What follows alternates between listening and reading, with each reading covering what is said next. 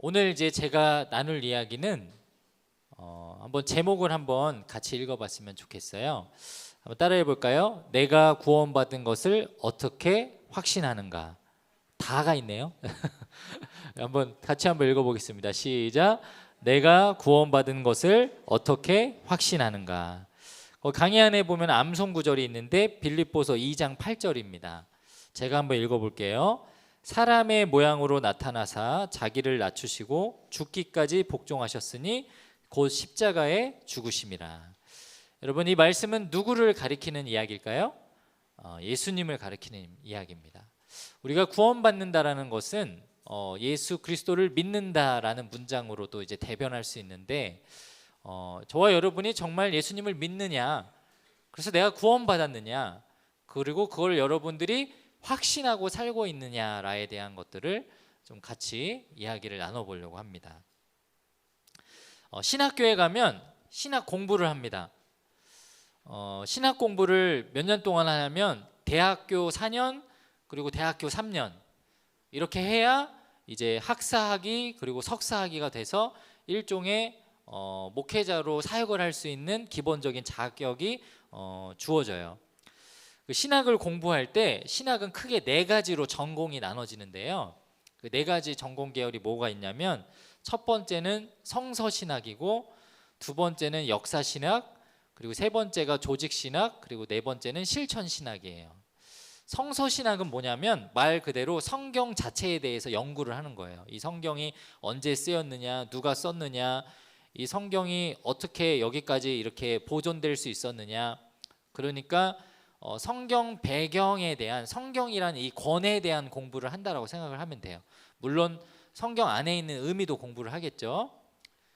대표적인 그래서 과목들이 뭐가 있냐면 구약 신약, 신약 신약 이렇게 두 개로 크게 나눠지는데, 예를 들면 뭐 사복음서 혹은 뭐 모세오경 이런 과목이 딱 정해져 있어요. 커리큘럼이. 그래서 그런 거를 뭐 이제 4년 동안 나눠서 배우는 겁니다. 그다음에 두 번째는 역사신학인데, 여기 보면 뭐라고 나와 있죠?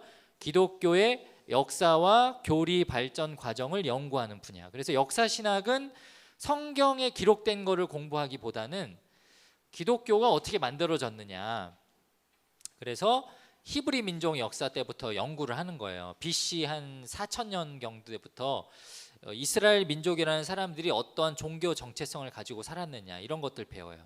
그래서 대표적인 과목이 기독교 교회사, 교리사, 뭐 종교 개혁사 이런 것들이 있어요. 진짜 재미없어요. 진짜 재미없어요. 여러분한테 하루에 국사, 역사 다 떼라 그러면 막 잘 안 외워지죠. 뭐 3.1절 같은 걸 외우잖아. 아이고 해가지고 1919년 뭐. 근데 그걸 다 외워야 되는 거야. 그러니까 막 시험 보려면 헷갈려요. 그리고 우리나라 사람도 아니고 그 막 중동 사람 이름 나오거든요. 아타나시우스인지 아나타시우스인지 막 헷갈려요. 근데 막 그거 틀리면 이제 막 아무튼 단순 암기 같은 걸 많이 해서 저는 되게 별로 안 좋아했어요. 이제 세 번째가 제가 일부러 빨간색으로 칠했는데 조직신학이라는 과목이 있어요. 여기 보면 뭐라고 나오죠? 기독교 교리들을 체계적으로 정리하고 논리적으로 설명하는 분야예요. 그러니까 조직신학은 계속 연구가 끊임없이 하게끔 되어 있어요. 다른 연구들도 과학이 발달하고 뭐 세상이 발달하면서 거기 맞춰서 연구를 하는데, 조직신학은 끊임없이 계속 연구를 해요. 왜냐하면 그 시대에 맞게 풀어서 해설을 해주고 설명을 해줘야 되거든요. 그래서 조직신학에 대한 그 과목들이 그래서 좀 많이 있어요. 조금 이따 보여줄게요. 그 다음에 이제 실천신학인데, 실천신학에서 배우는 과목들이 이런 겁니다. 예배학, 설교학, 목회학, 전도학, 선교학 뭐 이런 거 있어요. 그러니까 이거는 단순하게 생각하면 내가 성경을 통해서 배운 가르침을 가지고 어떻게 신앙생활 하냐, 혹은 신앙생활 하는 사람들 어떻게 가르칠 거냐, 이런 것들이 이제 나와 있어요. 여러분, 대학교 4년, 대학원 3년, 7년을 신학을 공부를 해야 되는데, 필수로 해야 되는 거 가장 짧게 잡아서 7년인데 7년 동안 네 가지 전공 중에서 가장 많이 할애해서 커리큘럼상으로 다른 과목에 비해서 한 2배 정도 많이 배우는 신학이 있어요. 뭘까요? 조직신학이에요. 이 조직신학을 열심히 공부해야 돼요. 이 안에 7가지 과목이 있는데, 신론, 기독론, 성령론, 인간론, 구원론, 종말론, 교회론 이런 것들이 있어요. 딱 봐도 머리가 아파 보이죠. 이 중에 또 생략되어 있는 것들 되게 많아요. 뭐 천사론 막 이런 거 있습니다. 신론 뭘까요? 신론, 기독, 성령론을 묶어야 돼요. 이건 뭐에 대해서 배우는 걸까요? 하나님에 대해서 배우는 거예요. 그래서 신론은 성부 하나님, 하나님이 아버지로서 성부 하나님으로서 어떤 일을 하셨느냐. 자, 신학적으로 여러분들 퀴즈 한번 내겠습니다. 여러분, 하나님이 어디에 계세요? 하나님이 어디에 계세요, 여러분? 네? 네, 지금 뭐 벌써 이제 세 갈래의 답이 나왔습니다. 누구는 하늘에 있다 그러고 누구는 마음속에 있다 그래요. 제가 그러면 설명을 해드릴게요. 예수님은 어디에 있어요? 예수님부터. 하늘이라고 하지 좀 마. 왜 자꾸 하늘이라 그래? 니네 무슨 천당교 믿니? 하늘이라는 단어는 성경에 안 나오잖아. 신학적으로 예수님 어디에 있어요? 요한계시록 배웠잖아요, 우리. 그렇죠? 천국에 계시죠. 하나님 보좌 우편에. 그래서 정확하게 잘 안 해. 이름이 뭐니? 이건우. 하나님 보좌 우편에 계세요. 그럼 예수님은 누구 옆에 있다고요? 하나님 옆에 있어요. 아, 예수님은 지금 누구랑 같이 있다? 하나님이랑 같이 있다. 자, 근데 우리는 하나님이 우리 마음속에 있다라고도 얘기해요. 그럼 좀 이상하죠? 우리 마음속에 하나님, 성부 하나님, 성자 예수님 같이 있다고? 지금 보좌 우편에 계시다 그랬는데 내 마음속에 보좌가 있나? 헷갈리기 시작하죠. 자, 조직적으로 정리를 한 거예요. 성부 하나님은요, 성경을 읽어보면 알겠지만 하나님은, 성부 하나님은 단 한 번도 이 땅에 내려오신 적이 없어요. 혹시 그걸 찾으면 저한테 알려주세요. 성부 하나님은 단 한 번도 하늘에서 이 땅에 내려오신 적이 없어요. 누구를 보내셨죠? 아들, 성자 하나님 예수님을 보내셨죠. 그분이 세상에 계셨다가 죽으시고 부활하셔서 다시 하늘로 올라가셨죠. 그러면 우리 안에 있는 하나님은 누구라고 말할까요? 요한복음에 뭐라고 나오죠? 예수님께서 너희에게 또 다른 보혜사를 보내주리니 그 보혜사 성령 하나님이 우리와 평생 함께 하신다고 약속하셨어요. 그래서 나하고 함께 하시는 분은, 내 안에 계신 하나님은 누굴까요? 성령 하나님이에요. 그래서 성부, 성자, 성령, 우리는 삼위일체 하나님을 믿는다라고 고백을 합니다. 그러니까 이거를 헷갈려 하면 안 돼요. 하나님이 우리를 구원하셨습니다. 이 말이 맞는 말인데 더 정확하게는 뭐라고 얘기해야 돼요? 성자 예수님이 우리를 위해서 죽으심으로 우리를 구원하셨어요. 그거를 하나님, 성부 하나님이 이루셨어요. 이게 다 구분이 되어야 된다는 거죠. 어렵죠? 그래서 신학 공부가 어려운데 배우면 배울수록 재밌어요. 그 다음에 7가지 그 학 과목 중에 딱 가운데 껴있는 게 뭐예요? 인간론. 그러니까 이게 어떤 의미가 있냐면 하나님과 성자 예수님과 성령 하나님이 만들어 놓은 어떤 질서를 인간이라는 존재는 어떻게 대입을 하느냐, 어떻게 받아들였느냐. 왜냐하면 하나님이 인간을 창조하셨기 때문에. 그래서 인간론에 대해서는 되게 재밌는 거 많이 배워요. 뭐 그 유교로 따지자면 성선설이 맞냐, 성학설이 맞냐 이런 것도 막 비교해가면서 보고. 그 다음이 이제 우리가 어떻게 구원받을 수 있느냐, 구원론, 종말론, 그리고 교회는 어떻게 세워져야 되느냐 이런 걸 배웁니다. 자, 조직신학을 열심히 공부하는 이유가 있어요. 다른 것보다 막 2배씩 시간을 들여서 목회자가 되기 위해서 준비하는 이유가 있는데 2가지 이유입니다. 첫 번째는 내가 믿는 것을 명확하게 정의하기 위해서. 그러니까 성경에 나와 있는 여러 가지 깨달을 수 있는 가르침을 정리정돈을 한 다음에 내가 하나님을 믿는다는 게 무엇을 믿는 거냐, 그걸 명확하게 정의하기 위해서 배우고요. 그리고 믿는 것을 올바르게 가르치기 위해서, 누군가에게 전달하기 위해서 조직신학을 열심히 배웁니다. 만약에 목회자가 조직신학을 엉터리로 배우면 말도 안 되는 설교를 하게끔 되어 있는 거예요. 설교를 하는데 뭐 하나님이 여러분을 사랑하십니다. 근데 죄 지은 사람은 안 사랑하시네요. 오늘 예배 시간 안 나온 사람은 하나님 사랑하지 않으신대요. 화이팅! 뭐 이딴 설교를 하는 거예요. 하나님의 사랑을 오해하는 거죠. 잘못 해석하는 거고. 그래서 성경은 2가지를 가르치고 있는데 첫 번째가 뭐냐면 기독교 교리예요. 이게 뭐냐면 내가 무엇을 믿어야 하는가. 그림을 좀 띄워주세요. 네. 그래서 여러분 성경을 통해서 깨달아야 되는 것 첫 번째가 뭐냐면 나는 하나님을 믿는다라고 하는 것이 내가 무엇을 믿는 것이냐. 이것을 이 믿음을 통해서 어떻게 구원받을 수 있는가, 믿음에 대한 부분을 가르치는 것, 그것이 어려운 말로 기독교 교리라고 하고요. 또 성경의 나머지 절반은 뭐냐면 믿는 사람은 어떻게 살아야 하는가, 더 넓은 본주로는 사람은 어떻게 살아야 하는가, 이런 것에 대해서 가르치죠. 그래서 성경은 딱 두 가지로만 구분할 수 있어요. 기독교 교리, 믿음에 대한 가르침, 그리고 기독교 윤리, 삶에 대한 가르침. 그래서 기독교 신앙은 믿음과 삶이 평행하게 강조되어야 하고 평행하게 그것을 지키며 살아가야 돼요. 믿는 만큼 살아내야 되고 또 살아내는 만큼 믿는 지식적 암과 깨달음이 있어야 됩니다.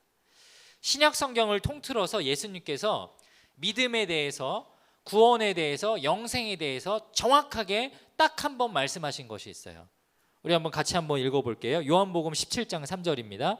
시작. 영생은 곧 유일하신 참 하나님과 그가 보내신 자 예수 그리스도를 아는 것이니이다. 여러분 이 글씨를 잘 읽어보세요. 영생이 뭐죠? 영원한 생명, 구원받은 하나님의 자녀들이 누리는 특권 같은 거죠. 천국 가는 거예요. 자, 영생은 뭐라고 말해요? 천국에 가는 거래요? 아니면은 다른 거래요? 다른 거라고 설명하죠. 영생은 믿는 자가 죽어서 천국 가는 겁니다라고 적혀 있지 않아요. 뭐라고 써 있어요? 영생은 참 하나님과 그 예수 그리스도를 아는 것이다. 상태를 말해요. 우리는 구원에 대해서 착각하는 것이 있어요. 아, 나 영접 기도했어요. 나 어렸을 때부터 교회 다녔어요. 나 침례도 받았어요. 나 그때 막 수련회 가서 울면서 막 기도했어요. 그때 막 한번 느껴봤던 것 같아요. 아, 나 진짜 믿음이 있어. 예수 그리스도를 믿는다라고 글로 쓸 수도 있어. 그거를 딱 했던 어떤 행위 하나를 근거를 가지고 천국에 갈 수 있다라고 그냥 그렇게 생각하죠. 어떤 한 사건으로. 근데 오늘 예수님이 말씀하시는 구원에 대한 개념은 뭐냐면 관계라는 거예요. 관계. 네가 정말 나를 믿느냐, 나를 통해서 네가 구원받을 수 있는 걸 믿느냐, 그럼 너에게 영생이 주어지는데 그 영생은 천국 가는 거 그거 한 가지를 말하는 게 아니야. 네가 정말 하나님과 또 그 나를 보내신 하나님과 나에 대해서 충분히 알고 교제하면서 사는 거야. 그래서 제대로 믿는 사람과 제대로 믿지 않는 사람이 극명하게 다르게 신앙생활하죠. 영생은 마치 사망보험금처럼 죽고 난 뒤에 받아내는 특권 같은 게 아니라는 거예요. 영생은 정말 성부, 성자, 성령 하나님과 인격적인 관계를 맺고 교제하고 친밀해지면서 산다라는 것입니다. 이거를 여러분 표현으로 쉬운 말로 말하면 이렇게 할 수 있는 거예요. 나는 교회 다녀요. 나는 하나님 믿어요. 여러분 교회 다니죠? 여러분 하나님 믿죠? 여러분 그런 사람이길 축복합니다. 하나님 믿는다는 것에 대해서 우리가 세 가지로 구분해서 설명할 수 있어야 돼요. 하나님을 믿는 사람과 하나님을 모르는 사람은 어떤 차이가 있을까? 첫 번째, 신에 대한 생각이 다르겠죠. 하나님을 믿지 않는 사람들은 신이라는 존재에 대해서 여러 가지 생각을 말합니다. 신은 없어. 이 땅은 그냥 지구, 환경 이런 게 있는 거고 생명을 통해서 생명이 태어난 거고 나 죽으면 끝이야. 사후세계 있다는 게 어딨어? 신은 없어라고 말하죠. 그리고 두 번째는 천국과 지옥, 사후세계에 대한 개념이에요. 천국과 지옥이 어딨냐? 신이 없는데 그런 공간이 어딨냐? 뭐 하늘나라에서 우리를 지켜본다라고 하는데 우리 과학 발달해가지고 우주선 타고 우주 가보지 않았냐? 지구상의 그 성층권 지나가서 뚫고 지나가면은 우주세계 펼쳐지고 몇백 광년 가도 그 우주의 끝이 못 간다. 그냥 이렇게 공존해 있는 거다. 이 유니버스만 존재한다. 사후세계에 대해서 부정하죠. 또는 어떤 다른 이방 종교를 통해서 죽음 이후에 다음이 있다. 그래서 이 생을 열심히 살아야 된다. 이런 것들을 믿어요. 그리고 마지막으로 다른 게 있어요. 뭐가 다를까요? 가치관이 달라요. 가치관. 믿는 사람은 우리는 인생의 주인이 누구라고 말합니까? 하나님이라고 말해요. 하나님이 내 인생의 주인이기 때문에 내가 살아가는 인생의 이유와 목적이 다 달라지죠. 하나님을 믿지 않는 사람들 어떻게 사나요? 우리가 보기에 너무 부럽게 살죠. 저 믿지 않는 사람들 너무 부럽거든요. 저 한 60살 정도에 예수님 믿었으면 어땠을까? 그런 뚱딴지 같은 생각을 해본 적이 있어요. 그러면 저 하고 싶은 거 다 하면서 살았을 텐데, 그렇죠?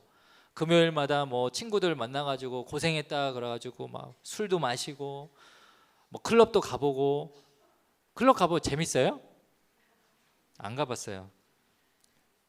죽기 전에 해봐야 될 일 중에 하나였는데 못 가요. 평생 동안. 춤은 잘 못 추는데 아무튼 막 그런 것도 해보고, 그리고 토요일 일요일 여행 가고 돌아다닐 때 얼마나 많아요. 저 취미가 바이커였거든요. 바이크 타는 거. 막 바이크 타고 전국각지 돌아다니고 막 캠핑도 하고 너무너무 즐겁게 내 인생을 즐겁게 살고 싶어요. 여러분, 하나님을 믿지 않는 사람은 인생의 주인이 나기 때문에 내가 원하는 것에서부터 시작하죠. 내 행복이 중요하고. 근데 우리는 하나님을 믿는 사람은 어떻게 살아요? 너 그렇게 사니?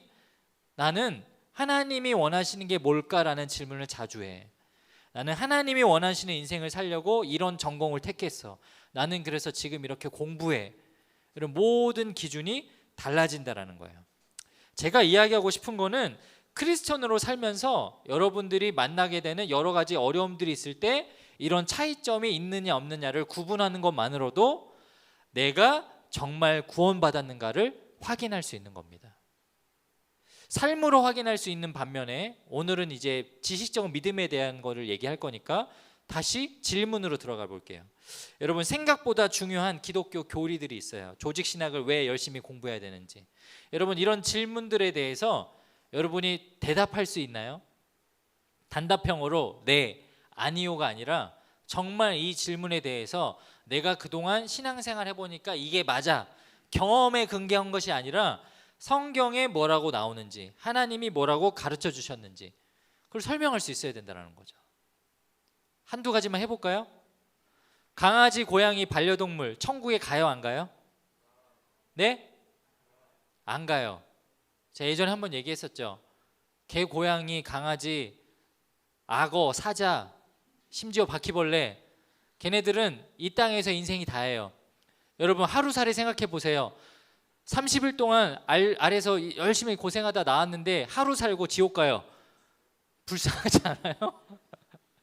너는 나한테 해로운 벌레니까, 목이니까 너는 지옥에 가야 돼, 이런 거예요? 걔가 무슨 잘못이 있어요? 강아지하고 고양이가 왜 천국도 안 가고 지옥도 안 갈까요? 설명할 수 있는 사람. 네, 설명할 수 있어요. 감사합니다. 강아지하고 고양이는 영이 없어요. 그래서 천국과 지옥이 없어요. 육체하고 혼만 있어요. 감정하고. 그거는 식물도 마찬가지고 동물도 마찬가지예요. 인간을 제외한 생명체에 하나님이 영을 불어넣어 주지 않았기 때문에 그들에게는 심판도 없고 천국도 없고 지옥도 없어요. 또 한 가지, 또 뭐 궁금해요? 고3이라도 주일 예배 빠지면 벌을 받는가? 궁금해요? 이거 조금 이따가 설명해 줄게요. 자살해도 천국 갈 수 있는가? 자살하면 천국 갈 수 있다 없다? 있다라고 하면 사람 손 들어 보세요. 자살해도 천국 간다. 이렇게 없어요? 와, 여러분 되게 확실하네요. 자살해도 천국 갈 수 있다 없다라는 해답을 성경을 통해서 내릴 수 있을까요, 없을까요? 사실 정말 정확하게는 말씀을 그냥 문자적으로 해석하면 답은 못 내려요, 인간이. 근데 상황적으로 갈 수도 있고 갈 수도 없어요라는 해석을 다 할 수 있어요. 제가 설명을 해볼게요. 여러분, 예수 그리스도의 그 십자가 보혈의 피로 용서받지 못하는 죄가 있나요? 없다라고 합니다. 성경에 수없이 많이 기록되어 있어요. 그리스도 안에 있으면 새로운 피조물이고요, 다 용서받을 수 있다라고 말씀하셨어요. 자살을 했어요. 자살을 하려고 손목을 그었어. 피가 계속 흐르고 있어. 그런데 1초 만에 죽진 않겠죠. 시간이 흐르는데 손목을 팍 부여잡고 그때부터 회개 기도를 하는 거예요. 주님, 잘못했어요. 저 살려주세요. 어떻게 해요? 울고불고 난리가 났어요.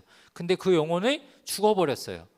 퀴즈, 마지막에 회개했는데 그 친구 혹은 그 사람 용서 받았을까요? 못 받았을까요?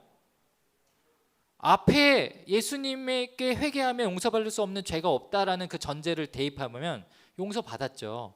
천국 갈 수 있다라고도 말할 수 있어요. 자, 그런데 구약 성경에 보면 유독 많이 강조하는 말씀이 있는데 생명의 주관자라는 표현을 씁니다. 그래서 모든 생명은 하나님께 붙들려 있다라는 고백을 시편에서도 하고 신명기에서도 하고 여러 성경에서 해요. 사건으로도 이야기하고. 그럼 우리가 유추해낼 수 있죠. 하나님의 어떤 법칙, 하나님의 기준. 절대로 선 넘지 말아야 될 한 가지가 있어. 그건 뭐야? 생명은 건드리지 말아야 된다는 거지. 그래서 레위기 때도 보고 출애굽기 때도 보면 사람을 죽이면 하나님이 어떻게 하라 그랬어요? 그 사람도 죽으라 그랬어요. 하나님이 만든 생명에 대한 존엄성을, 하나님의 권위를 네가 건드렸기 때문에, 하나님에 대해서 반역하는 행위로 봤기 때문에 똑같이 죽어야 했어요. 자살도 마찬가지죠. 내가 내 자신을 수어사이드 했지만 결국 그것은 나에게 생명을 주신 하나님에게 반역한 거기 때문에 용서받지 못해요.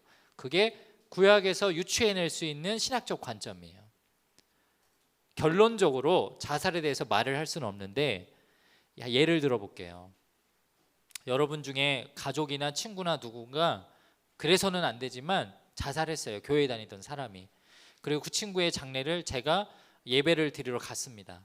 부모님이 울고불고 난리가 났겠죠.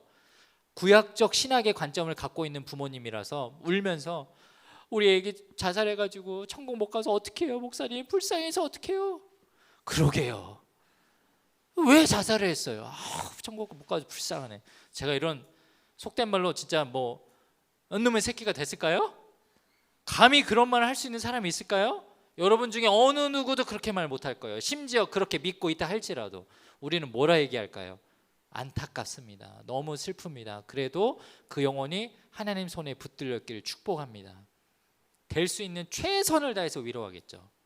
자, 그렇기 때문에 여러분이 살아가는 동안 여기 있는 7가지 질문에 대한 대답은 못할 수 있을지 몰라도 정말 중요한 질문들에 대해서는 대답을 할 수 있어야 되는 굵직굵직한 질문들이 있어요. 내가 어떻게 구원받았는가? 어떻게 천국 가는가? 이런 것들은 여러분들이 절대로 남의 지식을 빌어서 아는 게 아니라 내가 스스로 깨우치고 알고 있어야 돼요. 오늘은 그것에 대해서 이야기를 해보려고 하는 겁니다. 내가 구원받는 것을 어떻게 확신하는가? 이것에 대한 답을 내려드리기 전에 구원은 무엇이냐, 그래서 구원받은 사람이 천국 간다는 것을 어떻게 확신하냐, 이거를 막 여러 가지 신학자들이 또 교회들이 서로 주장하는 것들이 있었어요. 여러분, 지금 대한민국에 2021년으로 기준하면은 대한민국 개신교회 교단의 개수가 몇 개냐면 310개입니다. 310개. 어마어마하게 많죠.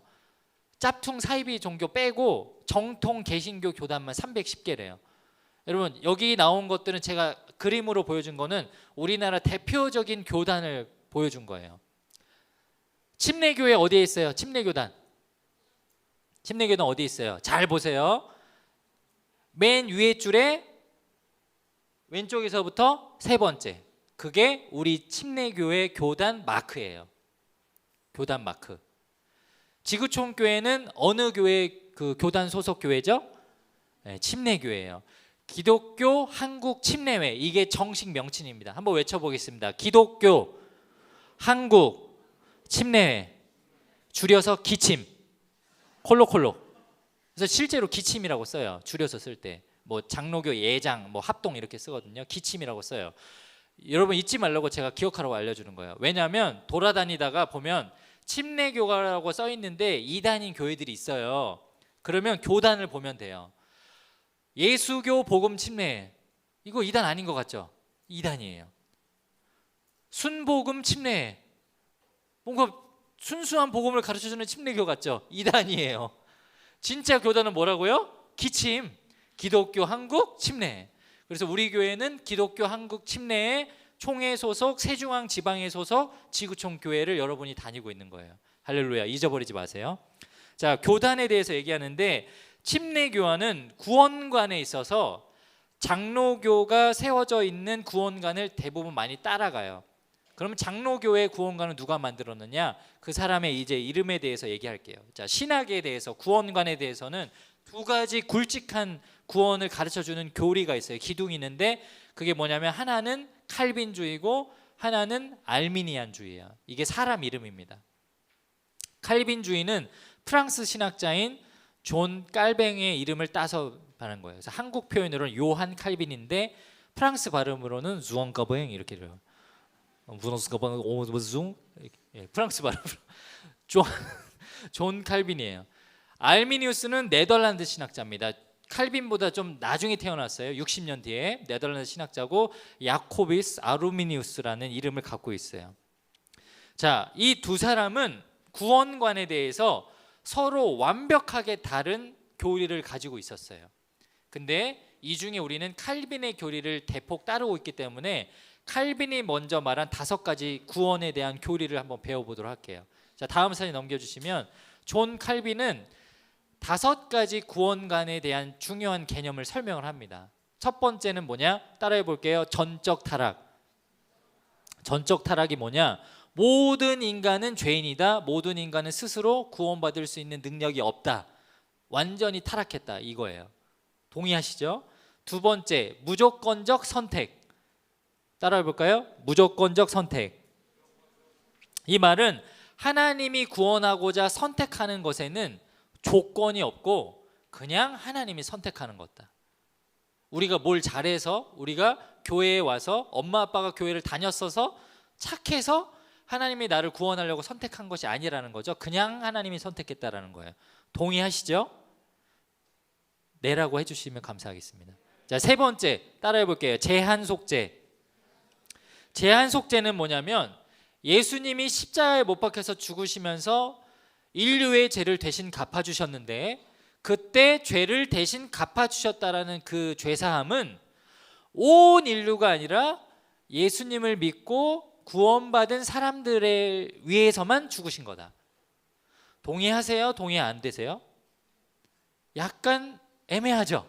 우리는 온 인류를 위해서 죽으셨다라고 배웠는데 요거는 세모로 해두고 넘어갈게요. 자, 네 번째, 불가항력적 은혜. 이 불가항력적인 은혜는 뭐냐면 하나님이 한 사람을 구원하려고 은혜를 주시면 그거를 사람이 절대로 부인할 수 없다. 예를 들어서 어느 날 몇 월 며칠에 수련회를 가서 걔가 그날 하나님을 만나고 정말 변화되려고 하나님이 약속을 하신 날이면 천지 개벽이 일어나고 엄청난 재난이 일어나도 그날 그 역사는 무조건 일어난다라는 거예요. 불가항력적으로 하나님이 주관하시고 다스리시는 이 하나님의 전능하심이 있다라는 거죠. 동의하세요? 저는 동의가 돼요. 그런 일들을 겪어봤거든요. 마지막 5번째 따라해 볼게요. 성도의 견인. 이 성도의 견인이 제일 어려운 말인데 이런 겁니다. 쉽게 풀어서 설명하면 한 번이라도 예수님을 믿는 사람은 무슨 짓거리를 해도 죽는 날까지 그 구원이 사라지지 않는다. 왜? 하나님이 그 사람을 끝까지 붙잡아 주고 계신다. 동의하세요? 동의 안 하세요? 동의도 되지만 그렇지 않은 사람들도 있을 것 같죠. 그렇죠? 실제로 우리나라 역사 중에 사이비 그 종교이단 역사 중에 보면 그 여호와 증인 하나님의 교회 이런 데에서 그 사역하는 사람들 중에 보면 정통교회 개신교 목사로 사역을 하다가 변질돼서 사이비 교단의 교주가 된 사람들이 있어요. 이 사람 자기가 자기 의지대로 하나님을 배반한 거죠. 그러면 성도의 견인이 실패한 거 아닌가? 우리는 이렇게 생각할 수 있습니다. 자, 칼빈은 정리하자면 다음 사진 넘겨주시면 이렇게 말하는 거예요. 인간이 할 수 있는 건 없다. 구원이라는 하나님의 역사에 있어서 사람이 할 수 있는 것은 아무것도 없어. 하나님이 다 하시는 거야. 그러기에 이거는 사람이 오로지 선택받는 거야.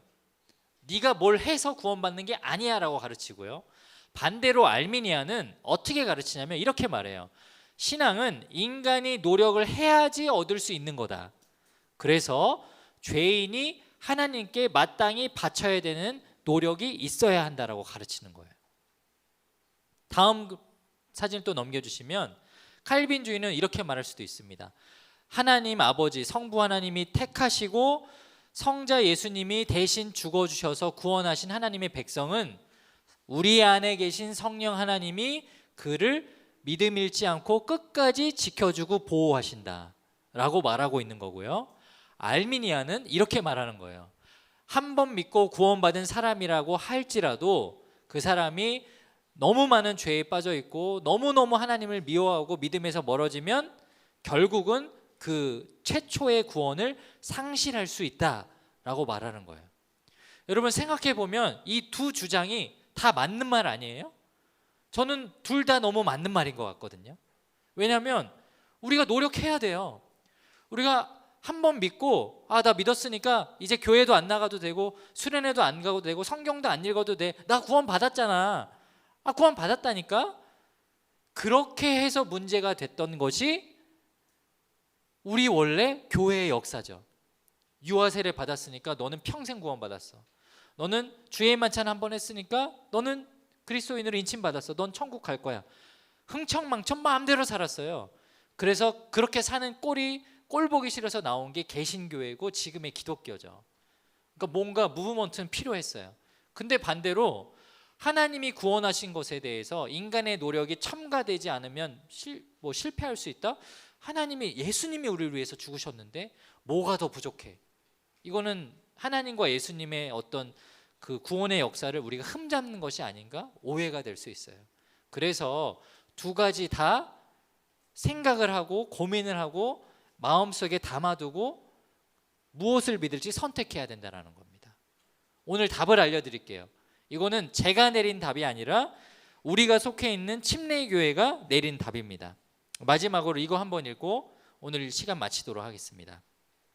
신자의 영원한 안전, 침례교회의 구원관. 우리 같이 한번 읽어볼게요. 1963년 미국 남침례교회 총회에서 채택된 신앙 고백문에서 다음과 같이 선언하고 있습니다. 자, 여기서부터 한번 읽겠습니다. 시작. 모든 참된 신자들은 끝까지 견딘다. 그리스도 안에서 하나님께서 받아주시고 성령 안에서 성화된 사람들은 은혜의 상태에서 궁극적으로 떨어지지 않을 것이며 끝까지 인내할 것이다. 신자들이 나태함과 유혹을 인하여 죄 속에 떨어질 경우 그들은 성령을 금심시키고 주의 은혜와 위로를 물리치고 그리스도의 명예에 상처를 입히고 일시적 심판을 받게 된다. 그러나 구원에 이르는 믿음은 하나님의 능력에 의해 지켜지게 될 것이다. 아멘. 아멘이시죠? 여러분, 우리 침례교인들은 계속 잠깐 띄워놔 주세요. 우리 이 말씀을 믿어요. 하나님이 우리를 구원하시는 그 은혜의 상태는 궁극적으로 떨어지지 않는다. 여러분, 구원받은 여러분의 자녀잖아요. 고3이라고 예배를 안 나왔어요. 하나님이 여러분 저주할까요? 이 자식 고3 됐다고 예배 안 나오네. 너 연대는 못 가. 서울대 웃기고 있네. 너 못 가 이제 말. 고3 내내 예배 드리지 않고 왔다가 저 찾아와가지고 엄마랑 와가지고 목사님 다음 주가 수능인데 기도 한번 받을 수 있을까요? 출석을 너무 안 하셨는데 누구세요? 몇 살이세요? 장결자시구나. 앉으세요. 제가 매주 오는 애부터 기도해줘야 돼가지고요. 제가 이렇게 싸가지 없게 할까요? 저한테는 그런 권한도 없어요. 왜냐? 하나님이 여러분을 정죄하지 않으시거든요. 하나님이 온 인류를 구원하시고 온 백성을 지금도 한 영혼이 돌아오라고 2025년 10월 26일 블레싱도 기다리고 계세요. 당장 심판하셔도 되는데 왜 기다리실까요?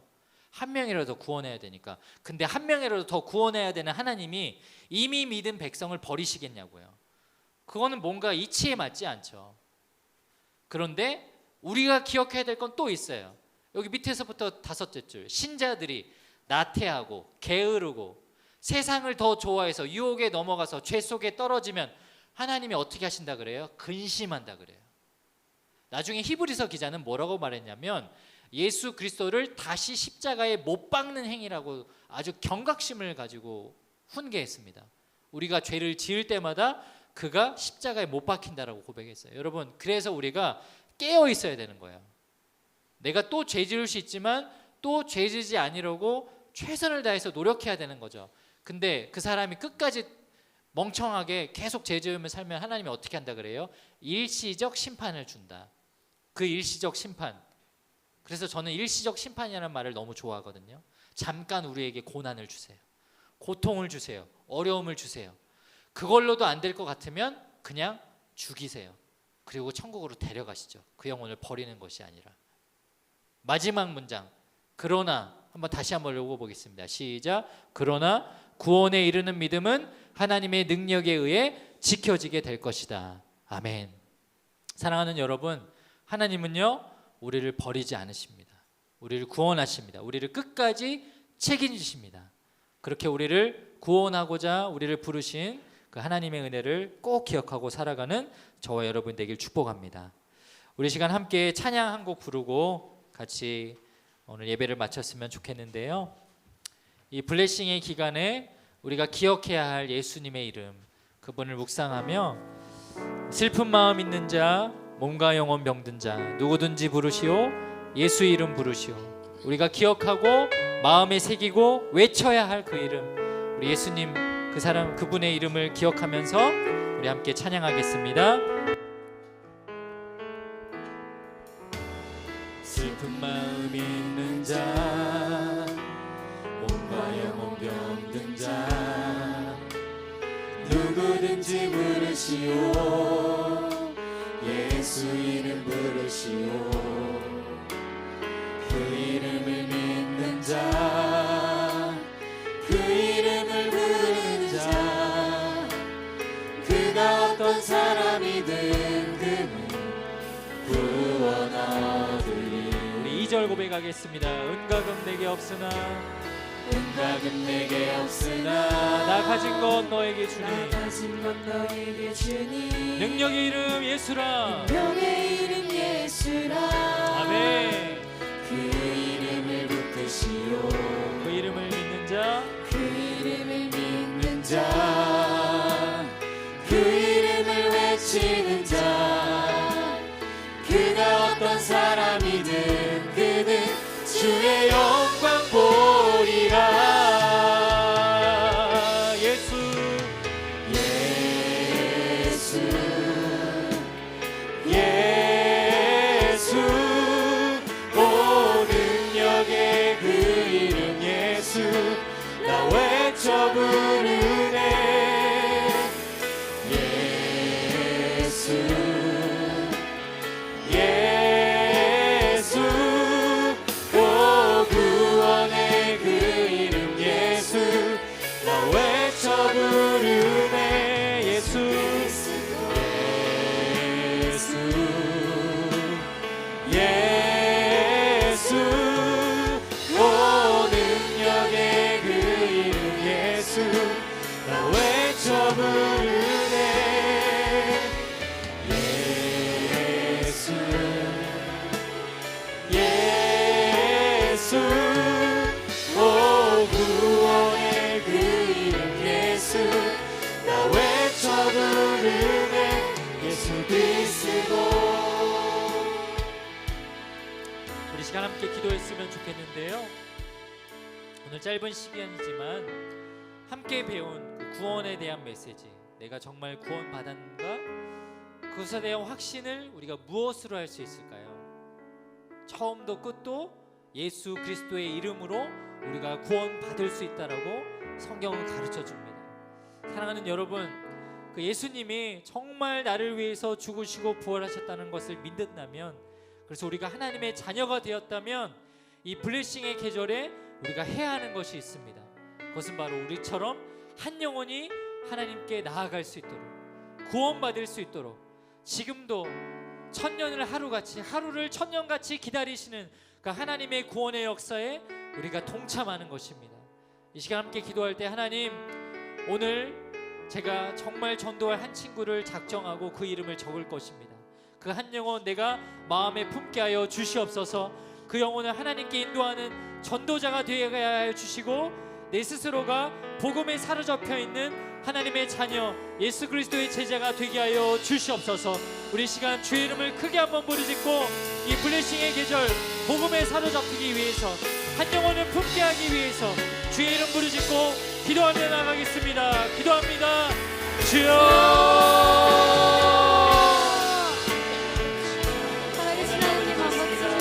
내가 주님의 자녀가 된 것이 얼마나 큰 축복입니까? 하나님의 자녀로 사는 것이 얼마나 큰 특권입니까?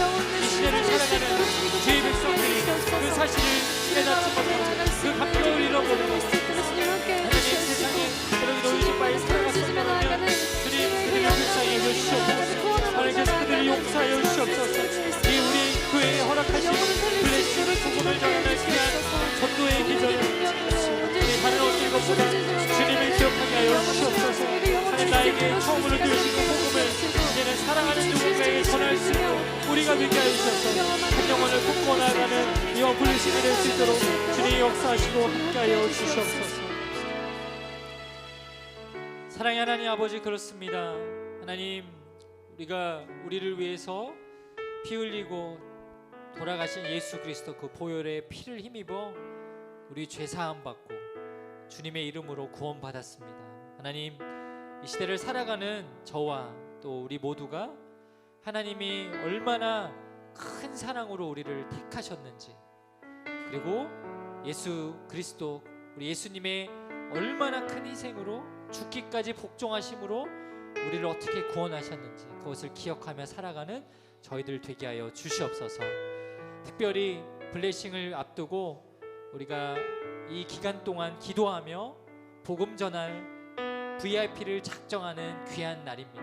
오늘 목장 모임의 시간에 한 영혼 한 영혼을 작정하고 주님 앞에 나아갈 때에 그 영혼을 정말 주님 앞에 올려드리는 거룩한 심정으로, 겸손한 심정으로 주님 앞에 그 이름을 한 글자 한 글자 적어가며 기도하고 애쓰는 저희들 모두가 되게 하여 주시옵소서. 이제는 우리 주 예수 그리스도의 은혜와 하나님 아버지의 놀라우신 사랑과 성령 하나님의 역사하심 교통하심이 오늘 복음 교육의 시간들을 통하여 내가 하나님께 구원받은 자녀인 것을 확신하고 또 하나님이 기다리시는 한 영혼을 주님께로 인도하기로 결단하는 우리 사랑하는 고등마을 모든 친구들 머리 위에 그들과 함께 하시는 목자님들, 우리들의 가정과 직장과 모든 삶의 환경 위에 이제로부터 영원까지 함께 하시기를 간절히 축원하옵나이다. 아멘.